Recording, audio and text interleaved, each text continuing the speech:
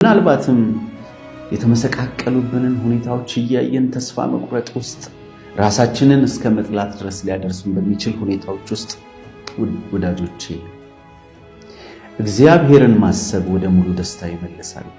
ለዚህ ነው በዕንባቆም መጽሐፍም እንደተጻፈ በ3ኛው ምዕራፍ ቁጥር 17 ላይ ሲነግረን ይለናል።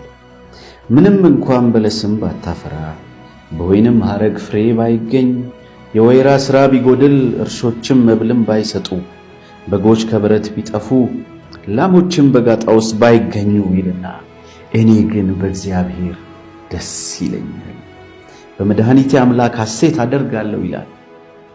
የዕንባቆም ደስታ ከነበረው ካፈራው ሀብት ከሁኔታዎች ጋር የተያያዘ አልነበረም። እነዚህ ነገሮች እንኳን ባይኖሩ እነዚህ ነገሮች እንደጠበቅኩት ባይሆኑ ያሰብኩት ነገር እንኳን ባይሳካ እኔ ግን ደስታዬን አላስነጥቅም። ደስታዬ በእግዚአብሔር ላይ ነው። በአምላኬ በሱ ሐሴት አደርጋለሁ። እኔ ግን በእግዚአብሔር ደስ ይለኛል ይላል። ወዳጆቼ ግዴላችሁም ዛሬ ልበላችሁ፣ በጌታ ደስ ይበላችሁ። ደግሜ ላለው ሐዋርያው ጳውሎስ እንደሚል ደስ ይበላችሁ። አሜን።